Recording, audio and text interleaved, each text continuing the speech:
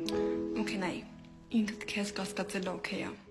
Օքեյ չի, երբ այդ կասկածը քեզ հետ ապահում լիքը բան անելուց։ Դրա համար այդ մի բանը որ դու չես անում, որտեղ վախենում ես, գնա արա։